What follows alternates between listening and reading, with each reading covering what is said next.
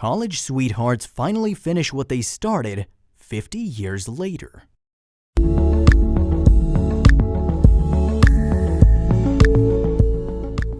No couple is guaranteed a happy ending.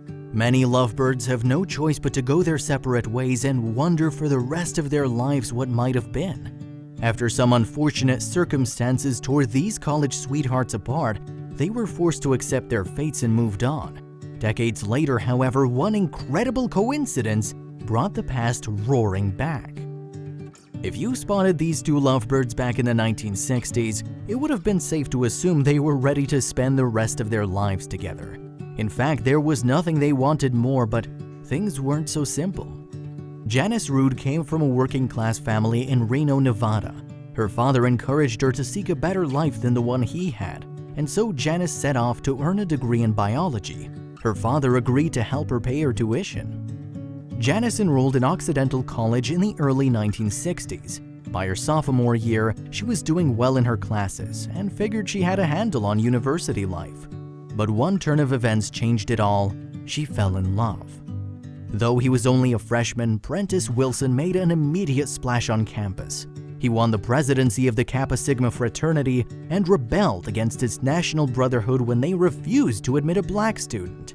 This bold stand made Prentice hard to forget, notwithstanding the fact that he was charming and handsome. For Janice, he looked like her knight in shining armor. She worked in the school cafeteria to help pay for her education, and Prentice made a point of chatting with her every day.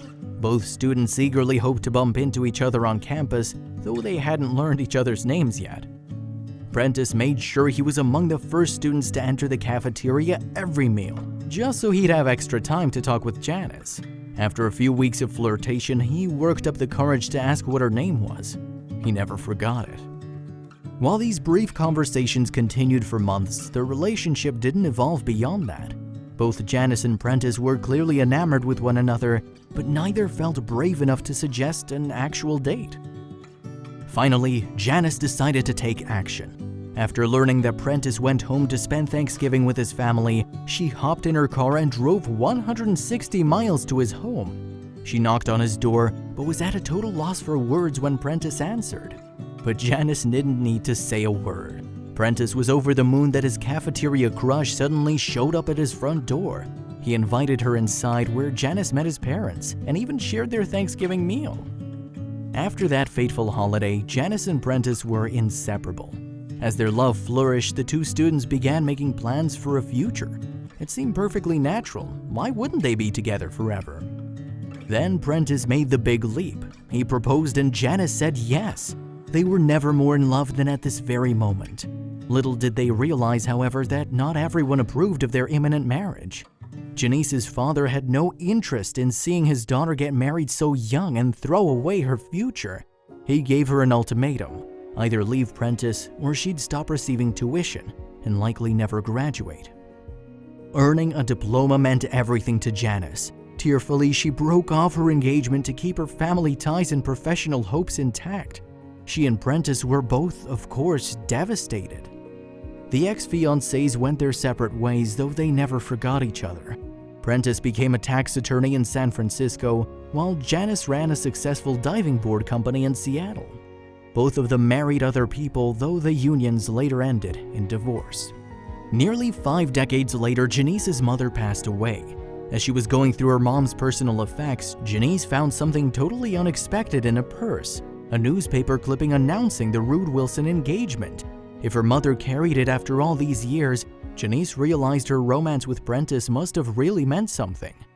The tricky part was that Janice barely made any contact with Prentice in the years following graduation. Now she couldn't get him out of her head. Was she crazy to still be thinking about her old flame after almost 50 years? Through the grapevine, Janice learned that Prentice was essentially in the same boat she was in.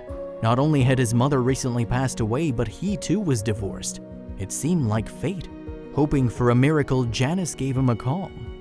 Just like when Janice showed up on Prentice's doorstep on Thanksgiving, she was reaching out to him out of the blue.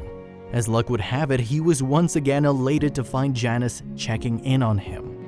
And Prentice had one more remarkable coincidence to share.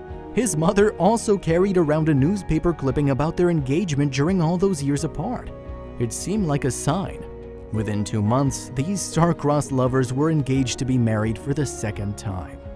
This go-around, however, nobody could stand in Prentiss and Janice's way. They finally married each other in 2012 on Occidental College's campus, surrounded by old friends and classmates.